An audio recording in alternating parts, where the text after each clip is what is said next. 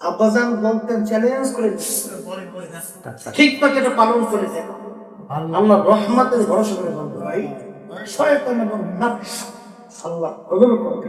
তোমাদের তোমার কাজের কাছেও নিতে পারবে না। লক্ষ লক্ষ মানুষ ওষুধ পরীক্ষা করে দেখছে, অবশ্যই হবে না না একদম 100% আল্লাহ জিকির করতে হবে।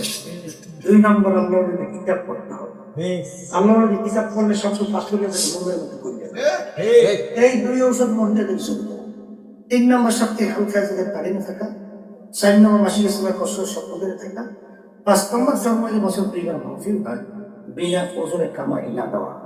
যারা চরমনে গেছেন দেখছেন ওই জমিনে আল্লাহ একটা দাওয়াতুল আল্লাহ দাও তৌফিক আমিন।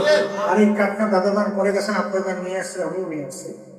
আব্বাজান বলতেন বরকত চাবি, যারা ব্যবসা করে ব্যবসা নিয়ে রেখেন ভালো ব্যবসা করতে দরকার, যারা ব্যবসা করে ঘরে নিয়ে রেখেন বিভিন্ন বিভাগ সবাই নিতেন না।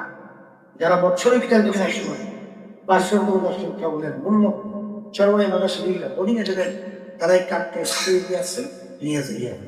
আর একটা কথা সবসময় মনে রেখে আপনাদের একটা কথা বলতেন, চরমনের যেটা পূজা বোঝাই চরমনের যারা মুড়ি আপনাদের মধ্যে আমার পাওনা ঘুঘু, এই ঘুঘু পাওনা ঘুঘু দিয়ে বিভিন্ন ঘুঘু ধরতে হয়। এই যে ধর্মে কি দাওয়াতি কাজ না থাকতে ধরা যায় না, কিন্তু অনেকে দাওয়াতি কাজটা গুরুত্ব দিতেন না। মনে করেন নিজে বাঁচলাম না, আল্লাহ কি করছে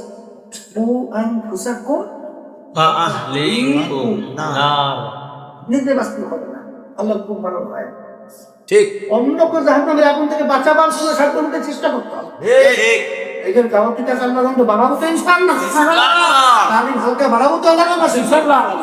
আমরা নিজের তামুজ করবই এবং ওই বাংলা ঘুঘুরা অন্য ঘুঘু ধরার জন্য এখলাস নিয়ে চেষ্টা করবো ইনশাআল্লাহ।